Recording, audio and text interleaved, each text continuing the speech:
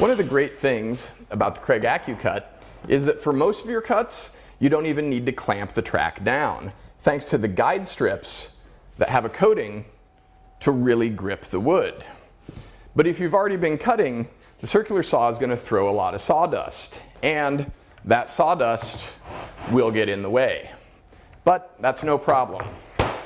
Just give a quick wipe to the track and brush the sawdust out of the way, and then those strips can keep a nice grip once again.